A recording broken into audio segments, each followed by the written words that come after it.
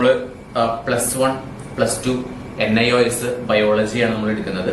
Chapter 1 ആണ്, നിങ്ങൾക്കറിയാം exam ആണ്. എക്സാമിന് നമുക്ക് ഇനി കുറച്ച് ദിവസങ്ങളേ ഉള്ളൂ, ഒരുപാട് സമയമൊന്നുമില്ല. നമുക്ക് ബുക്ക് വെച്ചിട്ട് കുറെ പഠിച്ചു പോകാനായിട്ടുള്ള സമയമൊന്നും നമുക്കില്ല.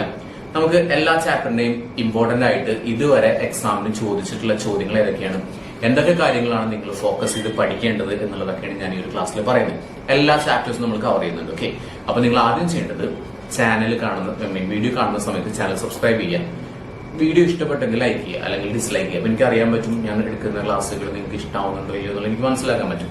കമന്റ് ചെയ്യാം, നിങ്ങൾക്ക് ഫർദർ വീഡിയോസ് വേണോ വേണ്ടയോ എന്നുള്ളത് മതി നിർത്തിക്കോ, അങ്ങനെയാണെന്നുണ്ടെങ്കിൽ നിങ്ങൾക്ക് എന്ത് ചെയ്യാം, കമന്റ് ചെയ്യാം. ഓക്കെ ആണല്ലോ, മനസ്സിലായോ? ഓക്കെ, അപ്പൊ കമന്റ് ചെയ്യാം. അങ്ങനെയാണെങ്കിൽ എനിക്ക് കൂടുതൽ ക്ലാസ്സുകൾ നിങ്ങൾക്ക് തരാൻ പറ്റുള്ളൂ. അല്ലെങ്കിൽ നിങ്ങൾക്കറിയാം ബാക്കിയുള്ള ക്ലാസ്സുകളെല്ലാം തന്നെ ഒരുപാട് അവൈലബിൾ ആണ്, പക്ഷെ നമ്മുടെ NIOS ക്ലാസ്സുകൾ കുറവേ ഉള്ളൂ. അപ്പൊ അതുകൊണ്ട് തന്നെ പിന്നെ ക്ലാസ്സുകൾ നിങ്ങൾക്ക് വേണമെങ്കിൽ തരണമെങ്കിൽ തീർച്ചയായിട്ടും നിങ്ങൾ കമന്റ് ചെയ്യാം. പിന്നെ നിങ്ങളുടെ സ്കൂളുകളിലോ ഒക്കെ കുട്ടികളൊക്കെ ഉണ്ടെന്നുണ്ടെങ്കിൽ എന്ത് ചെയ്യുക, ഷെയർ ചെയ്ത് കൊടുക്കുക. ഓക്കെ, അപ്പോൾ എനിക്ക് ക്ലാസ് എടുക്കാനായിട്ടുള്ള ഒരു പ്രചോദനം കിട്ടുകയും ചെയ്യും, നിങ്ങൾക്ക് ഫ്രീ ആയിട്ട് ക്ലാസ്സുകൾ കിട്ടുകയും ചെയ്യും. ഓക്കെ ആണല്ലോ. അപ്പോൾ ഇനി കൂടുതലായിട്ട് നമുക്ക് ഇതിന്റെ ഈ ഞാൻ ക്ലാസ് എടുക്കുന്ന ക്ലാസ്സിന്റെ ഒക്കെ നോട്ടുകൾ വേണമെങ്കിൽ നമുക്ക് നമ്മുടെ ആപ്പ് വരുന്നുണ്ട്. ആപ്പിന്റെ ലിങ്ക് ഞാൻ താഴെ കൊടുക്കുന്നുണ്ട്. ഓക്കെ, പിന്നെ ഈ PPT ഒക്കെ നിങ്ങൾക്ക് അല്ലെങ്കിൽ PDF മലയാളത്തിലുള്ളതും ഇംഗ്ലീഷിലുള്ളതൊക്കെ സ്റ്റഡി നോട്ട്സ് ഒക്കെ വേണമെങ്കിൽ നിങ്ങൾ ആപ്പ് ഇൻസ്റ്റാൾ ചെയ്യാം. പിന്നെ നമ്പർ ഞാൻ താഴെ കൊടുക്കുന്നുണ്ട് 9746421402. അപ്പൊ അതിൽ എന്തെങ്കിലും ഡൗട്ട് ഒക്കെ ഉണ്ടെന്നുണ്ടെങ്കിൽ എനിക്ക് എന്ത് ചെയ്യാം, വാട്സ്ആപ്പ് ചെയ്യാം. Okay, so let's begin with chapter 1 evolution of life. അപ്പൊ നമ്മൾ പറഞ്ഞത് ഭയങ്കര ഡീറ്റെയിൽ ആയിട്ടൊന്നും എടുക്കാനായിട്ടുള്ള സമയമൊന്നുമില്ല, പക്ഷെ നിങ്ങൾക്ക് എക്സാമിന് ഷുവർ ആയിട്ട് ചോദിക്കുന്ന ചോദ്യങ്ങളാണ് പറയുന്നത്. ഓക്കെ, സോ ഈ ഒരു ക്ലാസ് മാത്രം കണ്ടാൽ മതി, നിങ്ങൾക്ക് എന്തെങ്കിലുമൊക്കെ എഴുതാൻ പറ്റും. ഡെഫിനറ്റ്ലി എന്തെങ്കിലും എഴുതാൻ പറ്റും, നല്ല മാർക്കോടുകൂടി നിങ്ങൾക്ക് പാസ് ആവാൻ പറ്റും. ഓക്കെ ആണല്ലോ. യെസ്, ഇനി നിങ്ങൾക്ക് ലൈവ് ക്ലാസ് വേണമെങ്കിൽ തീർച്ചയായിട്ടും കമന്റ് ചെയ്യാം. കമന്റുകളുടെ എണ്ണം കൂടുതലുണ്ടെങ്കിൽ തീർച്ചയായിട്ടും നിങ്ങൾക്ക് ലൈവ് ക്ലാസ്സുകൾ ചെയ്യാൻ തരുന്നതാണ്. ഓക്കെ, അപ്പോൾ തുടങ്ങാം. ഇനി ഞാൻ കുറെ ഡയലോഗ് നടിക്കുന്നില്ല. Chapter 1 evolution of life. Evolution of life, എങ്ങനെ ജീവിതം ഉണ്ടായി, ലൈഫ് എങ്ങനെയുണ്ടായി. നമ്മളെപ്പോഴും എക്കാലത്തും നമ്മളെ ആശയക്കുഴപ്പത്തിലാക്കുന്ന ഒരു ചോദ്യമാണ് നമ്മൾ എങ്ങനെ ഉണ്ടായി എന്ന് നമുക്കറിയാം. പക്ഷെ ഈ ലോകത്ത്, ഈ ഭൂമിയിൽ എങ്ങനെ ജീവജാലങ്ങൾ ഉത്ഭവിച്ചു, ഇതൊക്കെ നമുക്കറിയാനായിട്ടുള്ള ആകാംക്ഷയുണ്ട്. അതിനെ കുറിച്ചിട്ടാണ് നമ്മുടെ ചാപ്റ്റർ 1 പറയുന്നത്. Evolution of life, introduction to classification. അപ്പൊ എങ്ങനെയാണ് ലൈഫ് ഉണ്ടായിട്ടുള്ളത്, പിന്നെ ക്ലാസിഫിക്കേഷൻ. നമുക്കറിയാം പക്ഷികളുണ്ട്, ജന്തുക്കളുണ്ട്, സസ്യങ്ങളുണ്ട് എന്നൊക്കെ അറിയാലോ. അപ്പൊ ഇങ്ങനെയൊക്കെ എങ്ങനെയാണ് വർഗീകരിച്ചിരിക്കുന്നത്, എന്തിന്റെ ബേസിലാണ് ഒരെണ്ണത്തിന് ജന്തു അല്ലെങ്കിൽ ഒരെണ്ണത്തിന് സസ്യം എന്ന് പറയുന്നത്, എന്തിന്റെ അടിസ്ഥാനത്തിലാണ് ഇതിനെ വർഗീകരിച്ചിരിക്കുന്നത് എന്നുള്ള കാര്യങ്ങളെല്ലാം തന്നെ ഇവിടെ പറയുന്നുണ്ട്. ഇതിൽ ഇൻട്രൊഡക്ഷൻ ടു ക്ലാസിഫിക്കേഷൻ ഉണ്ട്. ക്ലാസിഫിക്കേഷൻ ഒരു ഇൻട്രൊഡക്ഷൻ മാത്രമേ പറയുന്നുള്ളൂ. So let's begin with. Okay, so ഒന്നാമത്തെ ചോദ്യം ശ്രദ്ധിച്ചോളൂ കേട്ടോ. അപ്പൊ ഞാനിതാ ഇതിന്റെ മെറ്റീരിയൽ കാണിക്കുന്നുണ്ട്, ക്വസ്റ്റ്യൻസ് കാണിക്കുന്നുണ്ട്. ഇത് പ്രീവിയസ് ഇയറിൽ ചോദിച്ചിട്ടുള്ള ചോദ്യങ്ങളാണ്. ഡെഫിനറ്റ്ലി നിങ്ങൾക്ക് എക്സാമിന് ഇതൊക്കെ നിങ്ങൾക്ക് കാണാൻ പറ്റുന്ന ചോദ്യങ്ങളാണ്. How many years ago was the earth formed? എത്ര വർഷങ്ങൾക്ക് മുന്നെയാണ് നമ്മുടെ എർത്ത് ഉണ്ടായിട്ടുള്ളത്? ആൻസർ ഇതാണ്, 5 ബില്യൺ വർഷങ്ങൾക്ക് മുന്നെയാണ്. 5 ബില്യൺ ഇയേഴ്സ് അഗോ ആണ് നമ്മുടെ ഭൂമി ഉണ്ടായിട്ടുള്ളത്. ക്ലിയർ ആണല്ലോ. അപ്പൊ ഇപ്പൊ തന്നെ പഠിച്ചു പോവാ. നിങ്ങൾ ഈ വീഡിയോ കണ്ട് ഇനി കുറച്ച് കഴിഞ്ഞിട്ട് പഠിക്കാം എന്നൊന്നും വിചാരിക്കേണ്ട. വീഡിയോ കാണുന്ന സമയത്ത് തന്നെ നിങ്ങൾക്ക് എന്ത് ചെയ്യാം, നോട്ടുകൾ എഴുതി വയ്ക്കാം ആൻഡ് പഠിക്കുക. അപ്പൊ തന്നെ പഠിക്കുക. അപ്പൊ എന്താണ് how many years ago was the earth formed? എപ്പോഴാണ്, എത്ര വർഷം മുന്നെയാണ് നമ്മുടെ ഭൂമി ഉണ്ടായിട്ടുള്ളത്? 5 ബില്യൺ വർഷങ്ങൾക്ക് മുന്നെയാണ് കേട്ടോ. 5 ബില്യൺ ഇയേഴ്സ് അഗോ. ഓക്കെ, എവിടെയാണ് നമ്മുടെ ഈ ജീവനൊക്കെ ഒറിജിനേറ്റ് ചെയ്തിട്ടുള്ളത്? വെള്ളത്തിൽ നിന്നാണ്. ഓക്കെ, വെള്ളത്തിൽ നിന്നാണ് ഒറിജിനേറ്റ് ചെയ്തിട്ടുള്ളത്. അപ്പൊ ജീവിതം, നമ്മുടെ ലൈഫ്, ജീവൻ ഉണ്ടായതിനെ കുറിച്ചിട്ട്, ജീവന്റെ ഉൽപ്പത്തിയെ കുറിച്ചിട്ട് 2 തരത്തിലുള്ള തിയറികൾ അവൈലബിൾ ആണ്. ഓക്കെ, പാൻസ്പെർമിയ തിയറി ഉണ്ട്, കെമിക്കൽ എവല്യൂഷൻ തിയറി ഉണ്ട്. ഇപ്പൊ തന്നെ പഠിച്ചു വെക്കുക, പാൻസ്പെർമിയ തിയറി ഉണ്ട്, കെമിക്കൽ എവല്യൂഷൻ തിയറി ഉണ്ട്. പാൻസ്പെർമിയ തിയറി അനുസരിച്ചിട്ട് വേറെ ഏതോ ഗ്രഹത്തിൽ നിന്ന് ഇങ്ങോട്ടേക്ക് ഏതോ ഒരു ജീവി വന്നു. ആ ജീവിക്ക് പിന്നെ പരിണാമം സംഭവിച്ചതിന് ശേഷമാണ് നമ്മൾ ഉണ്ടായത്. ഇതാണ് പാൻസ്പെർമിയ പറയുന്നത്. പക്ഷെ നമുക്കത് അത്രയ്ക്കും വിശ്വസനീയമല്ല, കാരണം അതിനെ സംബന്ധിച്ചിടത്തോളം ഒരു സയന്റിഫിക് ആയിട്ടുള്ള എവിഡൻസുകൾ വളരെ കുറവാണ്. നമ്മൾ വിശ്വസിക്കുന്നത് കെമിക്കൽ എവല്യൂഷൻ തിയറിയാണ്. Chemical evolution theory. അപ്പൊ അതെന്താണെന്നുള്ളതൊക്കെ ഞാൻ പറയാം. Okay, name the precursors of the first living cell. ഏറ്റവും ആദ്യം ഉണ്ടായിട്ടുള്ള, ഏറ്റവും ആദ്യം പണ്ട് ഉണ്ടായിട്ടുള്ള, അതായത് ജീവന്റെ ഉൽപ്പത്തി ഉണ്ടായിട്ടുള്ള സമയത്തുള്ള ആ സെല്ലുകളെ പറയുന്ന പേരെന്താണ് കേട്ടോ. അപ്പൊ പേര് സ്പെല്ലിംഗ് ഒന്ന് പഠിച്ചോട്ടോ. കോവസർവേസ്. Okay, കോവസർവേസ്, COACERVATES, കോവസർവേസ്. അപ്പൊ നമ്മൾ ഇതൊക്കെ കോവസർവേസ് എന്നിട്ട് നമ്മൾ ബാക്ടീരിയ എന്ന് കേട്ടിട്ടുണ്ട്, വൈറസ് കേട്ടിട്ടുണ്ട്. ബാക്ടീരിയ ഒക്കെ പണ്ടുണ്ടായെന്ന് കേട്ടിട്ടുണ്ട്, വൈറസ് ഒക്കെ പണ്ടുണ്ടായെന്ന് പറയാം. ബാക്ടീരിയ പണ്ടുണ്ടായിരുന്നു, പക്ഷെ ഈ ഒരു പേര് ഞാൻ കേട്ടില്ലല്ലോ. പക്ഷെ നമ്മുടെ ടെക്സ്റ്റ് ബുക്കിൽ കൊടുത്തിട്ടുണ്ട്. അപ്പൊ ഇത് എന്താണെന്ന് ചോദിച്ചാൽ എന്താ പറയാ, കോവസർവേറ്റ്സ് എന്ന് പറഞ്ഞു കഴിഞ്ഞാൽ ആർ അഗ്രിഗേറ്റ്സ് കൂട്ടമാണ്, aggregates of life like molecules. അതായത് ചില ജീവന്റെ കണങ്ങളുടെ ഒരു കൂട്ടായ്മയാണ്, ജീവന്റെ കണങ്ങൾ അടങ്ങിയിട്ടുള്ള കുറച്ച് സാധനങ്ങളുടെ കൂട്ടായ്മനെ പറയുന്നതാണ് കോവസർവേറ്റ്സ് എന്ന് പറയുന്നത്. കോവസർവേറ്റ്സ്. ഓക്കെ, കോവസർവേറ്റ്സ്. അപ്പൊ അത് പ്രൊനൗൺസിയേഷൻ ഒന്നും പഠിക്കണമെന്നില്ല, സ്പെല്ലിംഗ് ഡെഫിനറ്റ്ലി നോക്കി വെക്കാം. നിങ്ങൾ ഇംഗ്ലീഷിലാണ് എഴുതുന്നതെങ്കിൽ ഇംഗ്ലീഷിലായിരിക്കും നിങ്ങൾ മിക്കവാറും എഴുതുന്നുണ്ടാവും, നോക്കി വെക്കാം. ഓക്കെ, അതായത് ജീവൻ തുടിക്കുന്ന ഒരു കൂട്ടം പദാർത്ഥങ്ങളെയാണ് എന്ന് പറയുന്നത് കോവസർവേറ്റ്സ് എന്ന് പറയുന്നത്. Okay, who gave chemosynthetic theory? ആരാണ് കീമോസിന്തറ്റിക് തിയറി മുന്നോട്ട് വെച്ചത് എന്ന് ചോദിക്കുന്നുണ്ട്. AI ഒപ്പാരിൻ ആണ് കേട്ടോ. AI ഒപ്പാരിൻ, പേര് പഠിച്ചു വെച്ചോളൂ, AI ഒപ്പാരിൻ. ഇത് ഡെഫിനറ്റ്ലി നിങ്ങളുടെ എക്സാമിന് ചോദിക്കുന്ന തരത്തിലുള്ള ചോദ്യങ്ങളാണ് ഈ പറയുന്നതെല്ലാം തന്നെ. ഓക്കെ, ഇനി എന്താണ് ഈ കീമോസിന്തറ്റിക് തിയറി എന്ന് പറയുന്നത്? നമ്മൾ പറഞ്ഞില്ലേ കെമിക്കൽ എവല്യൂഷൻ തിയറി എന്ന് പറഞ്ഞില്ലേ? ആ കെമിക്കൽ എവല്യൂഷൻ തിയറി എന്ന് പറഞ്ഞാൽ എന്താണെന്നുള്ളത് അപ്പൊ ഞാനൊരു കഥ പോലെ പറഞ്ഞുതരാം, നിങ്ങളൊന്ന് മനസ്സിലാക്കി വെച്ചോട്ടോ. നിങ്ങൾ വിഷ്വലൈസ് ചെയ്യാനായിട്ട് നോക്കുക. ഞാൻ ഈ പറയുന്ന കാര്യങ്ങളെല്ലാം തന്നെ നിങ്ങൾ എന്ത് ചെയ്യുക, നിങ്ങളത് മനസ്സിൽ കാണാം. ഓക്കെ എന്ന് പറഞ്ഞിട്ട് മനസ്സിൽ കാണാം. Okay, so the theory describes how the very microscopic life could have evolved as a result of series of chemical reactions. അതായത് കുറെ രാസമാറ്റങ്ങളുടെ പരിണിത ഫലമായിട്ടാണ് ജീവൻ ഉണ്ടായിട്ടുള്ളത് എന്നുള്ളതാണ് നമ്മുടെ കീമോസിന്തറ്റിക് തിയറി പറയുന്നത്. അതായത് രാസപ്രവർത്തനങ്ങളുടെ ഫലമായിട്ട്, രാസപ്രവർത്തനം ഒന്നുമില്ല, നമ്മളെ പാല് പിറ്റേ ദിവസം ആകുമ്പോൾ കേടായിട്ടുണ്ടാവും, രാസപ്രവർത്തനമാണ്. പാലിൽ കുറച്ച് ചെറുനാരങ്ങൾ കാര്യങ്ങളൊക്കെ ഒഴിച്ചു കഴിഞ്ഞാൽ അത് തൈരായിട്ട് മാറും എന്നുള്ളത് ഒരു രാസപ്രവർത്തനമാണ്. ഈ നമ്മുടെ മുന്തിരി വൈനായിട്ട് മാറുന്ന, ആൽക്കഹോളായിട്ട് മാറുന്നത് രാസപ്രവർത്തനമാണ്. ഇതൊക്കെ രാസപ്രവർത്തനമാണ്. അപ്പൊ ഇവിടെ നമുക്ക് മനസ്സിലാക്കാൻ പറ്റും ഇത് രാസപ്രവർത്തനങ്ങളുടെ കുറെ രാസപ്രവർത്തനങ്ങളുടെ ഫലമായിട്ടാണ് ലൈഫ് ഉണ്ടായിട്ടുള്ളത് എന്നുള്ളതാണ് കീമോസിന്തറ്റിക് തിയറി അല്ലെങ്കിൽ കെമിക്കൽ എവല്യൂഷൻ തിയറി. ഈ രണ്ട് കാര്യങ്ങളും നിങ്ങൾ മനസ്സിലാക്കിയിട്ടുണ്ട്. ചിലപ്പോൾ കെമിക്കൽ എവല്യൂഷൻ തിയറി ചോദിക്കും, അല്ലെങ്കിൽ കീമോസിന്തറ്റിക് തിയറി ചോദിക്കും, രണ്ടും സെയിം ആണ്. അപ്പൊ ഒന്ന് പറഞ്ഞു നോക്കിക്കേ, ഇൻ ആൻഷ്യൻ ടൈം, പുരാതനപരമായിട്ടുള്ള, അതായത് പണ്ട് കാലത്ത് അറ്റ്മോസ്ഫിയർ ഓഫ് എർത്ത് കണ്ടെയ്ൻഡ്, അതായത് നമ്മുടെ ഭൂമി എന്ന് പറയുന്നത്, ഭൂമി ഉണ്ടായി, ഭൂമി എന്തോ സംഭവം ഒരു ബിഗ് ബാങ് ഒക്കെ ഉണ്ടായിട്ട് എന്തുണ്ടായി, ഭൂമി ഉണ്ടായി. അപ്പൊ ആ ഭൂമിയിൽ അതാണ് ആൻഷ്യന്റ് ടൈമില് അറ്റ്മോസ്ഫിയർ ഓഫ് എർത്ത് കണ്ടെയ്ൻസ് എന്തൊക്കെ ഉണ്ടായിരുന്നു? NH3 അമോണിയ ഉണ്ടായിരുന്നു, പിന്നെന്തായിരുന്നു? CH4 ആണ്, NH3 ആണ് ഇട്ടത്. ഓക്കെ, NH3 ഉണ്ടായിരുന്നു, CH4 മീഥേൻ ഉണ്ടായിരുന്നു, H2O എന്ന് പറഞ്ഞിട്ട് വെള്ളം, വാട്ടർ ഉണ്ടായിരുന്നു, അതുപോലെ തന്നെ H2O. ഓക്കെ, പിന്നെ ഹൈഡ്രജൻ H2 ആണ്, H2 ഉണ്ടായിരുന്നു. ഇവിടെ നിങ്ങൾ ശ്രദ്ധിച്ചാൽ നിങ്ങൾക്ക് മനസ്സിലാക്കാൻ പറ്റും എന്തൊക്കെ ഉണ്ടായിരുന്നു. NH3 എന്നിട്ടാണ് അമോണിയ, CH4 എന്ന് പറഞ്ഞാൽ മീഥൈൻ ആണ് കേട്ടോ, പിന്നെ H2O വാട്ടർ ആണ്, പിന്നെ H2 ഹൈഡ്രജൻ ആണ്. അപ്പൊ നിങ്ങൾ വിചാരിക്കും, തീർച്ചയായിട്ടും നിങ്ങൾ ചിലരെങ്കിലും വിചാരിച്ചിട്ടുണ്ടാവും ഇതിൽ ഓക്സിജൻ എടുക്കുന്നില്ലല്ലോ, H2O ഓക്സിജൻ ഉണ്ടല്ലോ എന്ന് വിചാരിക്കും. പക്ഷെ ഫ്രീ ഫോമിൽ ഓക്സിജൻ ഉണ്ടായിരുന്നില്ല. വാട്ടറിൽ ഓക്സിജൻ കമ്പൈൻഡ് ആയിട്ട് കിടക്കുന്നുണ്ട്, പക്ഷെ എന്തായിട്ടുണ്ടായിരുന്നില്ല, ഫ്രീ ഫോമിൽ ഓക്സിജൻ അവൈലബിൾ ആയിരുന്നില്ല. മനസ്സിലായല്ലോ? ഇത്രയും കാര്യങ്ങൾ മനസ്സിലായില്ല. അപ്പൊ ആദ്യമ ഭൂമിയിൽ എന്തൊക്കെ ഉണ്ടായിരുന്നു? അമോണിയ ഉണ്ടായിരുന്നു, മീഥൈൻ ഉണ്ടായിരുന്നു, പിന്നെ എന്നിട്ട് വെള്ളം ഉണ്ടായിരുന്നു, ഹൈഡ്രജൻ ഉണ്ടായിരുന്നു. എന്തുണ്ടായിരുന്നില്ല? ഫ്രീ ആയിട്ടുള്ള സ്റ്റേറ്റിൽ നമ്മുടെ ഓക്സിജൻ ഉണ്ടായിരുന്നില്ല. Earth was very hot. Earth ഭയങ്കര ചൂടുള്ള സംഭവമായിരുന്നു. ഓക്കെ, ഓട്ടോമാറ്റിക്കലി, അപ്പൊ ചൂടുള്ള സംഭവമാണെങ്കിൽ ഓട്ടോമാറ്റിക്കലി നമ്മുടെ വെള്ളത്തിന് എന്ത് സംഭവിക്കും? വെള്ളം വേപ്പറായിട്ട് പോകും, നീരാവിയായിട്ട് പോകും. Okay, formed which resulted in heavy rain. അപ്പോ എന്തുണ്ടായി? ഈ വെള്ളം നീരാവിയായിട്ട് പോയി, മേലോട്ട് പോയി, ഘനീഭവിച്ചിട്ട് മഴയായിട്ട് പെയ്തു. ഒരുപാട് ഭയങ്കരമായിട്ടുള്ള ഇൻസസെന്റ് ആയിട്ടുള്ള നിർത്താതെയുള്ള പേമാരി ഉണ്ടായി. And afterwards these 4 chemicals dissolve in Ocean. അപ്പൊ ഈ നമ്മൾ നേരത്തെ പറഞ്ഞ അമോണിയ, മീഥൈൻ, വാട്ടർ, ഹൈഡ്രജൻ ഇതെല്ലാം കൂടി എന്ത് ചെയ്തു? സമുദ്രം ഉണ്ടായി, സമുദ്രത്തിൽ ഇതെല്ലാം കൂടി മിക്സ് ആയി. In water chemical reactions occurred. അങ്ങനെ അതിൽ വെച്ചിട്ട്, ആ വെള്ളത്തിൽ വെച്ചിട്ട് കെമിക്കൽ റിയാക്ഷൻസ് ഉണ്ടാവുകയും സിമ്പിൾ ഓർഗാനിക് മോളിക്യൂൾസ്, ഓർഗാനിക് എന്ന് പറഞ്ഞാൽ ജീവന്റെ പ്രത്യേകതകളുള്ള അങ്ങനെയുള്ള മോളിക്യൂളുകൾ ഉണ്ടായി. എന്തൊക്കെയാണ് എക്സാമ്പിൾ? അമിനോ ആസിഡുകൾ ഉണ്ടായി, യൂറിയ ഉണ്ടായി, ഇത്തരത്തിലുള്ള കാര്യങ്ങളൊക്കെ ഉണ്ടായി. Amino acid, urea. അപ്പൊ അമിനോ ആസിഡ് എന്ന് പറഞ്ഞാൽ എന്താ? അമിനോ ആസിഡ് എന്ന് പറയുന്നത് പ്രോട്ടീന്റെ ബിൽഡിംഗ് ബ്ലോക്ക് ആണ് അമിനോ ആസിഡ്. ഇപ്പൊ ഞാൻ പറയണം, ഇപ്പൊ ഞാനൊരു ബോഡി ബിൽഡർ ആണെന്ന് വിചാരിച്ചോ. അപ്പൊ എന്റെ ബോഡി ഉണ്ടാക്കിയിട്ടുള്ള, എന്റെ മസിൽസ് ഉണ്ടാക്കിയിട്ടുള്ള പ്രോട്ടീൻ ഉണ്ടല്ലോ, ഈ പ്രോട്ടീൻ ഉണ്ടാക്കണമെന്നുണ്ടെങ്കിൽ എന്ത് വേണം? അമിനോ ആസിഡ് വേണം. Just imagine that if protein is A building, amino acids are the ഇഷ്ടിക കട്ടകൾ. മനസ്സിലായല്ലോ? ബ്രിക്സ് ആണ്. ഓക്കെ, പ്രോട്ടീൻ എന്ന് പറയുന്ന ഒരു വലിയ ബിൽഡിംഗ് ആണെന്നുണ്ടെങ്കിൽ അതുണ്ടാക്കിയിട്ടുള്ള ചുടുകട്ടകൾ അല്ലെങ്കിൽ ഇഷ്ടികകൾ എന്ന് പറയുന്ന ബ്രിക്കുകളാണ് നമ്മുടെ എന്തെന്ന് പറയുന്നത്? അമിനോ ആസിഡുകൾ എന്ന് പറയുന്നത്. സോ ഒരുപാട് അമിനോ ആസിഡുകൾ കൂടി ചേർന്നിട്ട് എന്തുണ്ടാവും? തീർച്ചയായിട്ടും അമിനോ ആസിഡുകൾ കൂടി ചേർന്നിട്ട് പ്രോട്ടീൻ ഉണ്ടാവും. ഓക്കെ ആണല്ലോ. Unlock your phone to see. Okay, yes. അപ്പോ എന്ത് പറഞ്ഞു നമ്മുടെ? അപ്പൊ അമിനോ ആസിഡുകൾ ഉണ്ടായി, യൂറിയ ഉണ്ടായി. ഓക്കെ, ഫർദർ പിന്നീട് they combined and formed a large molecule such as peptide.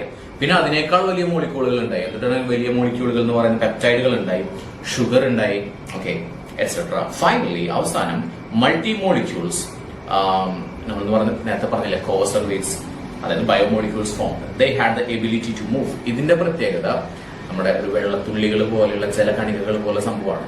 ഇതെന്ത് ചെയ്യാൻ തുടങ്ങി? മൂവ് ചെയ്യാനായിട്ട് തുടങ്ങി. Float over the water and had definite boundary. പിന്നെ വെള്ളത്തിലൂടെ അത് ഒഴുകുകയും അതിന് ഡെഫിനറ്റ് ആയിട്ടൊരു ബൗണ്ടറി ഉണ്ടാവുകയൊക്കെ ചെയ്തു. അങ്ങനെയാണ് നമ്മുടെ എന്തുണ്ടായിട്ടുള്ളത്? ലൈഫിന്റെ, ജീവന്റെ തുടിപ്പുകൾ ഉണ്ടായിട്ടുള്ളത് എന്നാണ് പറയുന്നത്. ക്ലിയർ ആണല്ലോ? യെസ്. ഓക്കെ, അടുത്ത ചോദ്യം. What was the result of the Miller Urey experiment? നമ്മൾ നേരത്തെ പറഞ്ഞു ആരത് മുന്നോട്ട് വെച്ച chemical evolution theory was put forward by A I. Oparin. A I. Oparin ആണ് കെമിക്കൽ എവല്യൂഷൻ തിയറി മുന്നോട്ട് വെച്ചത് എന്ന് നമ്മൾ പറഞ്ഞു. ഇത് മുന്നോട്ട് വെച്ചെങ്കിൽ പോലും ഇതിന് ഒരു ശാസ്ത്രീയപരമായിട്ടുള്ള അടിത്തറ വേണ്ടേ? അപ്പൊ ആ അടിത്തറയ്ക്ക് വേണ്ടിയിട്ട് ആര് പരീക്ഷണങ്ങൾ നടത്തി? യൂറേ എന്ന് പറയുന്ന ഒരു സയന്റിസ്റ്റും അതുപോലെ തന്നെ മില്ലർ എന്ന് പറയുന്ന സയന്റിസ്റ്റും കൂടിയിട്ട് എന്ത് ചെയ്തു?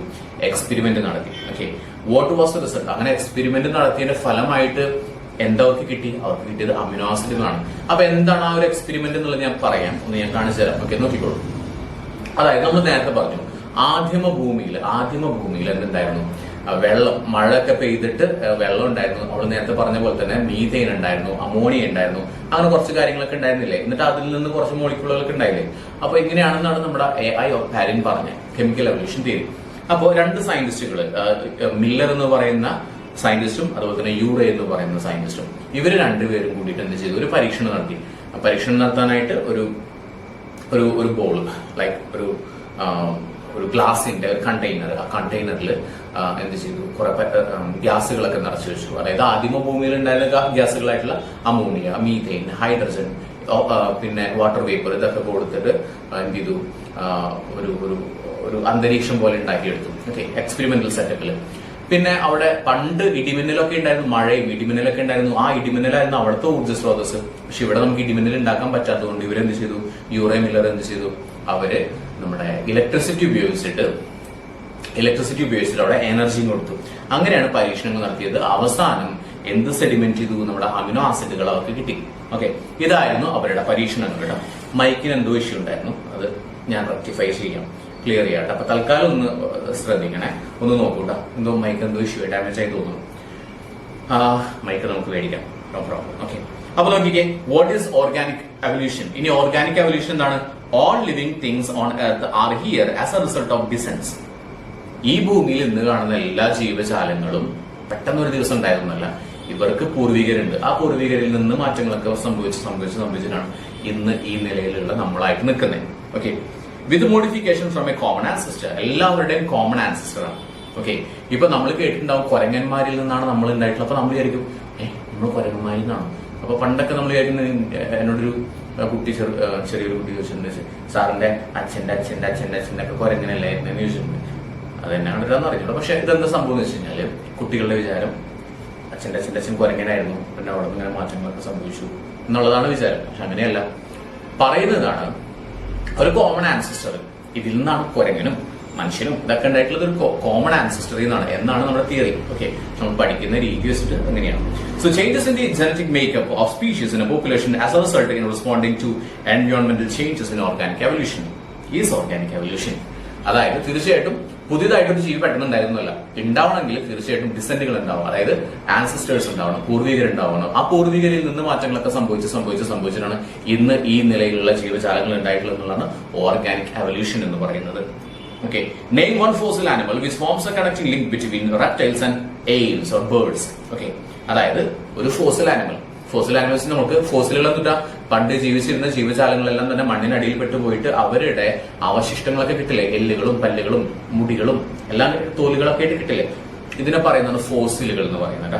ഓക്കെ, ഫോസിലുകൾ. അപ്പൊ ഫോസിലിന്റെ കാലപ്പഴക്കം നിർണ്ണയിക്കാനായിട്ട് ഉപയോഗിക്കുന്ന കാർബണിന്റെ ഐസോട്ടോപ്പ് ഏതാന്ന് വെച്ചാൽ നിങ്ങൾക്ക് അറിയാം, കാർബൺ-14 ആണ്. അതൊക്കെ നമുക്ക് കെമിസ്ട്രിയിൽ പഠിക്കാം. Okay, so name one fossil animal which forms A connecting link between reptiles. Reptile എന്ന് പറഞ്ഞാൽ ഇഴജന്തുക്കൾ, ലൈക്ക് പാമ്പ്, സ്നേക്കും കാര്യങ്ങളൊക്കെ ഉണ്ടല്ലോ, അതും അതുപോലെ തന്നെ പക്ഷികളും തമ്മിൽ കണക്ട് ചെയ്യുന്ന ഒരു ലിങ്ക് ഉണ്ട്. അത് ഏതിൽ നിന്നാണ് കിട്ടിയിട്ടുള്ളതാണ് ചോദിച്ചിട്ടുള്ളത്. ആർക്കിയോപ്റ്റെറിക്സിൽ നിന്നാണ് കിട്ടിയിട്ടുള്ളത്. ആർക്കിയോപ്റ്റെറിക്സ് എന്നാണ് ആ ഒരു എന്തിന്റെ പേര്, ഫോസിലിന്റെ പേര് കേട്ടോ. അതായത് നമ്മൾ പറഞ്ഞു ഒരു പൂർവികനായിട്ടുള്ള ഒരു കോമൺ ആൻസസ്റ്റർ ഉണ്ട്, അതിൽ നിന്നാണ് ഇതൊക്കെ ഉണ്ടായിട്ടുള്ളത്. അതായത് ഈ പാമ്പും പക്ഷികളും ഇതൊക്കെ ഉണ്ടായിട്ടുള്ളത് ഒരു കോമൺ ആൻസസ്റ്റർ എന്നാണ്. അതെങ്ങനെ മനസ്സിലായി? കാരണം നമുക്ക് ഫോസിലുകൾ കിട്ടിയിട്ടുണ്ട്. ഏതാണ് ആ ഫോസിൽ എന്ന് പറയുന്നത്? ആർക്കിയോപ്റ്റെറിക്സ് എന്ന് പറയുന്നതാണ് നമ്മുടെ ഫോസിൽ എന്ന് പറയുന്നത്. ക്ലിയർ ആണല്ലോ? ഓക്കെ, ഇതിന്റെ മെറ്റീരിയൽ ഒക്കെ നിങ്ങൾക്ക് ഞാൻ അയച്ചു തരാം. Write a note on evidence supporting organic evolution. Organic എവല്യൂഷനെ സപ്പോർട്ട് ചെയ്യുന്ന എവിഡൻസുകൾ എന്താണ്? മോർഫോളജിക്കൽ എവിഡൻസ് ഉണ്ട്. Morphology means structure of the animal. Okay, embryological, ഭ്രൂണം എങ്ങനെയായിരുന്നു, ഭ്രൂണത്തിന്റെ മാറ്റങ്ങൾ എന്താണ് അതിനെ പറ്റിയിട്ട്. പാലിയോളജി, മോളിക്യുലാർ, ഇതെല്ലാം ഉണ്ട്. ഓക്കെ, നിങ്ങളത് ഭയങ്കര ഡീറ്റെയിൽ ആയിട്ട് പഠിക്കണ്ട. സോ ജസ്റ്റ് റൈറ്റ് ഡൗൺ, ഇത് എഴുതി വെക്കാം. മോർഫോളജിക്കൽ ഉണ്ട്, എംബ്രിയോളജിക്കൽ ഉണ്ട്, പാലിയോളജിക്കൽ ഉണ്ട്, മോളിക്യുലാർ ഉണ്ട്. ഓക്കെ, മനസ്സിലായല്ലോ? അപ്പൊ ഈ മോർഫോളജിക്കൽ ഒന്ന് എക്സ്പ്ലെയിൻ ചെയ്യാം. Morphological evidence are derived from, എവിടുന്ന മോർഫോളജിക്കൽ ആയിട്ട് കിട്ടില്ല? Homologous organs. ഹോമോ എന്ന് പറഞ്ഞാൽ സെയിം ടൈപ്പ് എന്നാണ് കേട്ടോ. ഹോമോലോഗസ് ഓർഗൻ, പിന്നെ analogous organ, vestigial organ, connecting links, ഇതെന്തെല്ലാമാണെന്നുള്ളത് ഞാൻ പറയാം, നോക്കിക്കോളൂ. അപ്പൊ ആദ്യം ഹോമോലോഗസ് ഓർഗൻസ് കേട്ടോ. എന്താണ് ഹോമോലോഗസ് ഓർഗൻസ് പറയുന്നത്?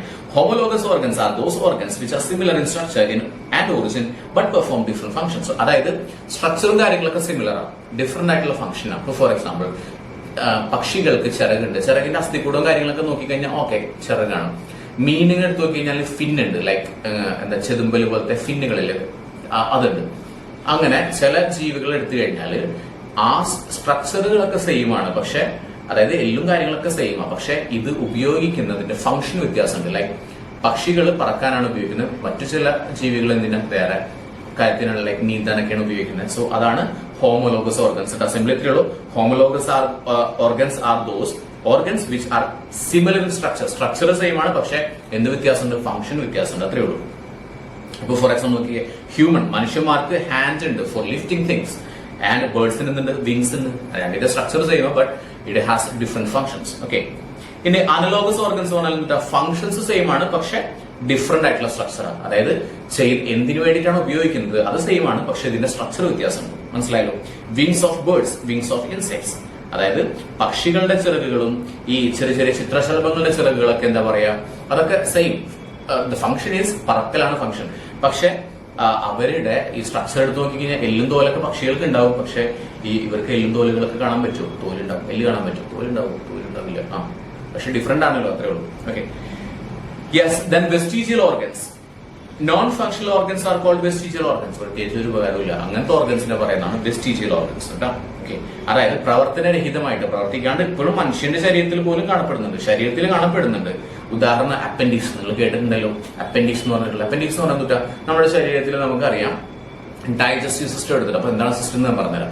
സെല്ലുകൾ കൂടി ചേർന്നിട്ട് ടിഷ്യൂ ഉണ്ടാവും, ടിഷ്യൂകൾ കൂടി ചേർന്നിട്ട് ഓർഗൻ ഉണ്ടാവും, ഓർഗൻ കൂടി ചേർന്നിട്ട് ഓർഗൻ സിസ്റ്റം ഉണ്ടാവും. നമുക്ക് ഒരുപാട് തരത്തിലുള്ള ഓർഗൻ സിസ്റ്റം ഉണ്ട്. ഏതൊക്കെയാണ്? ഡൈജസ്റ്റീവ് സിസ്റ്റം ഉണ്ട്, അതുപോലെ തന്നെ റീപ്രൊഡക്റ്റീവ് സിസ്റ്റം ഉണ്ട്, അതുപോലെ തന്നെ നമുക്ക് റെസ്പിറേറ്ററി സിസ്റ്റം ഉണ്ട്.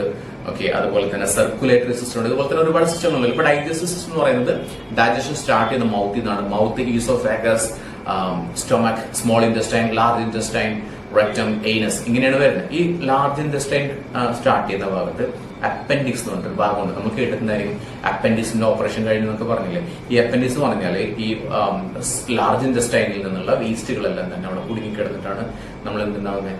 അപ്പൻഡിക്സ് എന്ന് പറയുന്നത്. അപ്പം അപ്പൻഡിക്സ് എന്ത് ചെയ്യും? അപ്പൻഡിക്സിന്റെ ഓപ്പറേഷൻ ചെയ്യാൻ അത് കട്ട് ചെയ്ത് കളയും.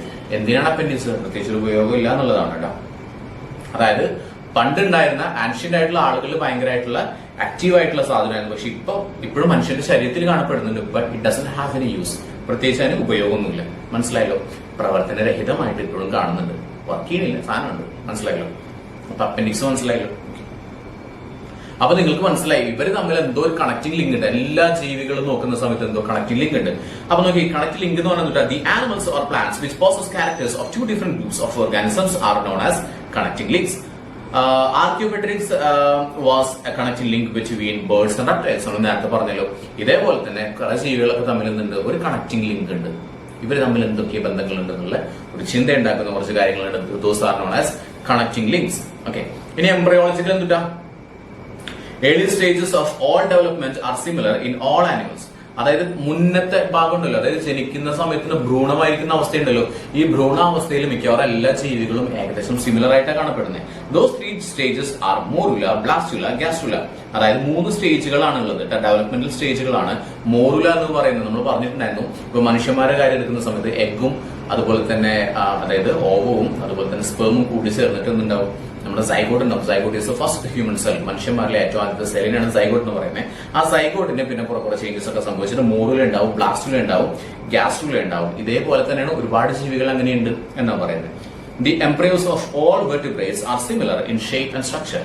അപ്പൊ എംബ്രയോ ഭ്രൂണം നോക്കുന്ന സമയത്ത് മിക്കവാറും എല്ലാ വെർട്ടിബ്രേറ്റ്സിലും നട്ടലുള്ള ജീവികളിലും മിക്കവാറും സിമിലർ ആണ്. മനസ്സിലായോ? All vertebrates originate from a single cell zygote. എല്ലാ വെർട്ടിബ്രേറ്റും ഉണ്ടായിട്ടുള്ളത് ഒരൊറ്റ സെല്ലിൽ നിന്നാണ്, സിംഗിൾ സെല്ലിൽ നിന്നാണ് ഉണ്ടായിട്ടുള്ളത്. ഏറ്റവും ആദ്യത്തെ സെല്ലിന് പറയുന്ന പേരാണ് എന്ന് പറയുന്നത് സൈഗോട്ട് എന്ന് പറയുന്നത്. സൗണ്ട് ഇഷ്യൂ ഉണ്ടെങ്കിൽ ഒന്ന് നോക്കണം കേട്ടോ. നമ്മുടെ മൈക്ക് കംപ്ലൈന്റ് ആയി പോയി. മൈക്ക് നമുക്ക് നാളെ മേടിക്കാം. ഓക്കെ, അപ്പൊ മൈക്ക് മേടിക്കാനായിട്ട് എല്ലാവരും സഹായിക്കുക. ഓക്കെ, മൈക്ക് മേടിക്കുന്നുണ്ട് കേട്ടോ. The embryo formation of fish, man and chick are similar. പിന്നെ embryo formation of fish, അതായത് മീനിന്റെ എംബ്രയോ ഭ്രൂണാവുന്നത്, അതുപോലെ തന്നെ മനുഷ്യന്മാരുടെ ഭ്രൂണാവുന്നത്, കോഴികളിലും ഭ്രൂണം ഉണ്ടാവുന്നത്, ഇതെല്ലാം സിമിലർ ആണ്. All vertebrates originate from a descent. അപ്പൊ അതിന് മനസ്സിലാക്കാൻ പറ്റും എല്ലാ നട്ടിലുള്ള ജീവികളും ഓറിജിനേറ്റ് ചെയ്തിട്ടുള്ളത് ഒരു സിംഗിൾ ആയിട്ടുള്ള ഒരു ആൻസിസ്റ്ററിൽ നിന്നാണ്, ഒരു സിംഗിൾ പൂർവികനിൽ നിന്നാണ്. മനസ്സിലായല്ലോ? ഇനി പാലിയോളജിക്കൽ ഉണ്ട്. Fossils are the remains of animals and plants of life of the past found embedded in rock. Study of fossils are called palaeology. Palaeology എന്ന് പറഞ്ഞാല്, പാലിയോളജി എന്താന്ന് പറഞ്ഞാല് നമ്മുടെ ഫോസിലുകളെ കുറിച്ചുള്ള പഠനമാണ്. ചിലപ്പോൾ 1 മാർക്കിന് ചോദിക്കേണ്ട ഫോസിലുകളെ കുറിച്ച് പഠിക്കുന്ന ശാസ്ത്രശാഖയെ പറയുന്ന പേരെന്ത്? പാലിയോളജി. മനസ്സിലായോ? പാലിയോളജി എന്ന് വെച്ചിട്ടാണ് ഫോസിലുകൾ. നമുക്ക് എങ്ങനെ ഫോസിലുകൾ കിട്ടുന്നത്? ചിലപ്പോൾ കല്ലിന്റെ അവിടെയൊക്കെ എംബഡ് ചെയ്തിട്ട്, അല്ലെങ്കിൽ എന്താണ് അവിടെ ഇവിടെ നമ്മൾ മണ്ണൊക്കെ കുഴിച്ചു കഴിഞ്ഞാലൊക്കെ കിട്ടും, ഫോസിലുകൾ കിട്ടും. ഓക്കെ, ചിലപ്പോൾ മണ്ണിന്റെ അടിയിൽ നിന്നൊക്കെ ഇങ്ങനെ കല്ലുമ്മലൊക്കെ അറ്റാച്ച് ചെയ്തൊക്കെ കിട്ടും. ഞാൻ ഫോട്ടോ കാണിക്കാം, ഇമേജസ് കാണിക്കാം. അപ്പോൾ ലൈക്ക് ഇതാണ് പാലിയോളജി പറയുന്നത്. മനസ്സിലായല്ലോ? അപ്പോൾ ഫോസിലുകളെ കുറിച്ചിട്ടാണ് പാലിയോളജി പഠിപ്പിക്കുന്നത് അല്ലെങ്കിൽ പഠിക്കുന്നത്. അപ്പൊ കോടാനുകോടി വർഷങ്ങൾക്ക് മുമ്പ് മണ്ണിനടിയിൽ പെട്ടുപോയിട്ടുള്ള മൃഗങ്ങളുടെയും പക്ഷികളുടെയും അവശേഷിക്കുന്ന ഭാഗങ്ങളാണ്, എല്ലുകളാണ് ഒക്കെയാണ് എന്ന് പറയുന്നത് ഫോസിൽ എന്ന് പറയുന്നത്. ഇതിന്റെ കാലപ്പഴക്കം നിർണ്ണയിക്കാനായിട്ടാണ് നമ്മൾ ഏത് ഉപയോഗിക്കുന്നത്? കാർബൺ 14 ഉപയോഗിക്കുന്നത്. നമുക്കറിയാം. ഓക്കെ, അതായത് കുതിരകളുടെ എവല്യൂഷൻ ഒരു ഫോസിൽ പഠനം വഴിയാണ് വെളിപ്പെട്ടത്. ഇന്ന് കാണപ്പെടുന്ന എക്വസ് എന്ന മോഡേൺ കുതിര പൊക്കം കുറഞ്ഞ ഒരു ചെറിയ ജീവിൽ നിന്ന് പരിണാമം പ്രാപിച്ചു വന്നതാണെന്നാണ് പറയപ്പെടുന്നത്. മനസ്സിലായോ? ഇതെങ്ങനെ മനസ്സിലായി? ഇത് മനസ്സിലായത് നമുക്ക് ഈ പറയുന്ന പാലിയോളജിയിൽ നിന്നാണ്. ക്ലിയർ അല്ലേ? ഓക്കെ, ഇനി മോളിക്കുലാർ എവിഡൻസ് എന്തൊക്കെയാണ്? മോളിക്യൂളുകൾ ഉണ്ടല്ലോ, അതിൽ നിന്ന് എവിഡൻസ് കിട്ടിയിട്ടുണ്ട്. അതെങ്ങനെയാ? റൈബോസോം. എല്ലാത്തിലും റൈബോസോം ഉണ്ട്. അപ്പൊ റൈബോസോം എന്ന് പറഞ്ഞാൽ എന്താണെന്ന് പഠിക്കട്ടെ. 2 കാര്യങ്ങൾ. സെല്ലിന്റെ ഉള്ളിലത്തെ സെല്ലെന്ന് പഠിക്കുന്ന സമയത്ത് സെല്ലിന്റെ ഏറ്റവും പുറമെയുള്ള ഭാഗത്തിന് നമ്മൾ സെൽ മെമ്പറൈൻ എന്ന് പറയും, കോശസ്തരം എന്ന് പറയും. സെല്ലിന്റെ ഉള്ളിലായിട്ടാണെങ്കിൽ സൈറ്റോപ്ലാസം ഉണ്ട്, അതിന്റെ ഉള്ളിലായിട്ടാണെങ്കിൽ ന്യൂക്ലിയസ് ഉണ്ട്. ഇത്രയും കാര്യങ്ങൾ നമുക്കറിയാം. ഇനി അതിനുള്ളിൽ കുറെ ഈ പറഞ്ഞ സൈറ്റോപ്ലാസത്തിൽ കുറെ സെൽ ഓർഗനൽസ് ഉണ്ട്. അതിലൊന്നാണ് നമ്മുടെ റൈബോസോം എന്ന് പറയുന്നത്. റൈബോസോം എന്ന് പറയുന്നത് നമ്മുടെ ശരീരത്തിന്റെ ഉള്ളിലെ, നമ്മുടെ സെല്ലിന്റെ ഉള്ളിലെ പ്രോട്ടീൻ നിർമ്മാണ കേന്ദ്രമാണ് റൈബോസോം എന്ന് പറയുന്നത്. അപ്പൊ പ്രോട്ടീനിന്റെ ബിൽഡിംഗ് ബ്ലോക്കുകളാണ് അമിനോ ആസിഡുകൾ എന്ന് പറയുന്നത്. ഈ അമിനോ ആസിഡുകളെല്ലാം കൂടി ചേർന്നിട്ട് റൈബോസോമിൽ വെച്ചിട്ടാണ് പ്രോട്ടീൻ സിന്തസിസ് നടക്കുന്നത്. ഓക്കെ, മനസ്സിലായല്ലോ? മൈറ്റോകോൺട്രിയ മനസ്സിലാക്കണം, റൈബോസോം മനസ്സിലാക്കണം. മൈറ്റോകോൺട്രിയ എന്ന് പറഞ്ഞ എനർജി സെല്ലാണ്. അതുപോലെ തന്നെ റൈബോസോം എന്ന് പറഞ്ഞാൽ അമിനോ ആസിഡുകളൊക്കെ കൂടി ചേർന്നിട്ട് പ്രോട്ടീൻ ഉണ്ടാക്കുന്ന സ്ഥലമാണ് കേട്ടോ. DNA is hereditary material. DNA ആണ് എല്ലാത്തിലുള്ള ഡിയോക്സി റൈബോ ന്യൂക്ലിക് ആസിഡ് എന്നാണ് DNAയുടെ ഫുൾ ഫോം. ഇതെല്ലാ ജീവജാലങ്ങളിലും എന്തുണ്ട്? DNA ഉണ്ട്. മനസ്സിലായല്ലോ? DNA എല്ലാ ജീവജാലങ്ങളിലും ഉണ്ട്. Okay, yes. പിന്നെ പാരമ്പര്യവാഹകർ ഇതാണ്. ATP ഉണ്ട്. ATP എന്ന് പറഞ്ഞാൽ എനർജി സെല്ലുകളാണ്, എനർജി കറൻസി എന്നൊക്കെ പറയാൻ പറ്റും. ATP എല്ലാ ജീവികളിലും ഉള്ളതാണ് ATP എന്ന് പറയുന്നത്. All the proteins having the same 22 amino acids. അതായത് എല്ലാ പ്രോട്ടീനുകളിലും 22 അമിനോ ആസിഡുകൾ, എസെൻഷ്യൽ അമിനോ ആസിഡുകളും നോൺ എസെൻഷ്യൽ അമിനോ ആസിഡുകൾ എന്നൊക്കെ പറഞ്ഞിട്ട് 22 തരത്തിലുള്ള അമിനോ ആസിഡുകൾ ഉണ്ട്. പിന്നെ യൂണിവേഴ്സൽ ജനറ്റിക് കോഡ്, അതായത് ജനറ്റിക് കോഡ് എല്ലായിടത്തും ഒരുപോലെയാണ്. ഓക്കെ, പിന്നെ promoter gene is common in all organisms. Promoter gene എല്ലാ ജീവികളിലും ഒരേപോലെയാണ്. ഇതൊക്കെയാണ് നമ്മുടെ മോളിക്കുലർ എവല്യൂഷന്റെ ഇതുകളുടെ മോളിക്കുലർ എന്ന് പറഞ്ഞ മോളിക്കുലർ എവിഡൻസുകൾ. ഇനി നോക്കിക്കേ, who proposed natural selection theory? ആരാണ് നാച്ചുറൽ സെലക്ഷൻ തിയറി മുന്നോട്ട് വെച്ചത്? ചാൾസ് ഡാർവിൻ ആണ്. Right scientific names of the following. ഇവിടെ കൊടുത്തിരിക്കുന്നതിന്റെ സയന്റിഫിക് നെയിം എഴുതുക. മാംഗോ എടുത്ത് മാഞ്ചിഫറ ഇൻഡിക്ക കേട്ടോ. മാഞ്ചിഫറ ഇൻഡിക്ക എന്ന് പറഞ്ഞാൽ മാഞ്ചിഫറ എന്ന് പറഞ്ഞ ജീനസ് നെയിമാണ്, ഇൻഡിക്ക എന്ന് പറഞ്ഞ സ്പീഷ്യസ് നെയിമാണ്. ഓക്കെ. കാറ്റ് ഫെലിസ് ഡൊമസ്റ്റിക്ക. ഫെലിസ് എന്ന് പറയുന്ന ജീനസ് ആണ്. രണ്ടാമത് എഴുതിയിട്ടുള്ളത് സ്പീഷ്യസ് ആണ്. ഓക്കെ. എങ്ങനെ എഴുതണം? ആദ്യം എഴുതുന്ന ക്യാപിറ്റൽ ആയിരിക്കണം. രണ്ടാമത് എഴുതുന്ന വേർഡ് സ്പീഷ്യസ് നെയിം എന്ന് പറയുന്നത് സ്മോൾ ലെറ്ററിൽ വേണം സ്റ്റാർട്ട് ചെയ്യാനായിട്ട്. അറിയുന്നതാണ്. റോസ് ഇൻഡിക്ക. ഓക്കെ. ഹോമോസാപ്പിയൻസ് മനുഷ്യന്മാർ അറിയാം. യെസ്. ഇനി what is natural selection theory? Natural selection theory എന്ന് പറയുന്നത് എന്താണ്? The theory was proposed by Charles Darwin and he is known as the father of evolution. Charles Darwin ആണ് ഇത് മുന്നോട്ട് വെച്ചിട്ടുള്ളത്. അദ്ദേഹത്തിന് അറിയപ്പെടുന്നത് എവല്യൂഷന്റെ പിതാവ് എന്നാണ് അറിയപ്പെടുന്നത്, പരിണാമത്തിന്റെ പിതാവ് എന്നാണ് അറിയപ്പെടുന്നത്. The theory states that all the organisms originate from a common ancestor. നമ്മൾ നേരത്തെ പറഞ്ഞു, എല്ലാ ജീവജാലങ്ങളും ഉൽപ്പത്തി ഉണ്ടായിട്ടുള്ളത് ഒരു കോമൺ ആയിട്ടുള്ള ഒരു പൂർവികനിൽ നിന്നാണ്. Okay. Also all the organisms reproduce more offspring. പിന്നെ നമുക്കറിയാം എല്ലാ ജീവജാലങ്ങളും കുറെ കുഞ്ഞുങ്ങൾ ഉണ്ടാക്കുന്നുണ്ട്. അപ്പൊ കുറെ കുഞ്ഞുങ്ങൾ ഉണ്ടാകുന്ന സമയത്ത് കുഞ്ഞുങ്ങളെല്ലാം തമ്മിൽ എന്തുണ്ടാവും? അടി ഉണ്ടാവും. എന്തിനുള്ള അടി ഉണ്ടാവുന്നത്? സർവൈവ് ചെയ്യാൻ, അവർക്ക് ജീവിക്കണം, ഭക്ഷണത്തിന്, അവർക്ക് ഭക്ഷണം വേണം, അവർക്ക് മെയ്റ്റ് ചെയ്യാനായിട്ട് അവരുടെ ഇണകൾ വേണം. ഇതിനു വേണ്ടിയിട്ടൊക്കെ അവർ എന്ത് ചെയ്യും? അവര് ഫൈറ്റ് ചെയ്യും. ഈ ഫൈറ്റിനിടയിൽ കുറെയൊക്കെ ചത്തുപോകും. ഓക്കെ. കുറെയൊക്കെ ജീവിക്കും. ഓക്കെ. ആ ജീവിക്കുന്നത് മാറ്റങ്ങൾക്ക് വിധേയമായിട്ട് അവര് ലൈഫ് മുന്നോട്ട് കൊണ്ടുപോകും. ഓക്കെ. മനസ്സിലായല്ലോ? ഇതാണ് നമ്മുടെ നാച്ചുറൽ സെലക്ഷൻ തിയറി എന്ന് പറയുന്നത് കേട്ടോ. ഇനി ഇൻഡസ്ട്രിയൽ മെലാനിസം എന്ന് പറയുന്നത് എന്താണ്? മെലാനിൻ എന്ന് പറഞ്ഞാൽ എന്താണെന്ന് അറിയാം? മെലാനിൻ എന്ന് പറഞ്ഞു കഴിഞ്ഞാൽ നമ്മുടെ സ്കിന്നിന്, നമ്മുടെ ഹെയറിനെല്ലാം കളർ കൊടുക്കുന്ന സാധനമാണ് മെലാനിൻ എന്ന് പറയുന്ന ഒരു വർണ്ണ വസ്തു അല്ലെങ്കിൽ പിഗ്മെന്റ് എന്ന് പറയുന്നത്. ഓക്കെ. അപ്പോ ഇതിൽ ഒരു സിമ്പിൾ ആയിട്ടൊരു എക്സാമ്പിൾ പറഞ്ഞുതരാം.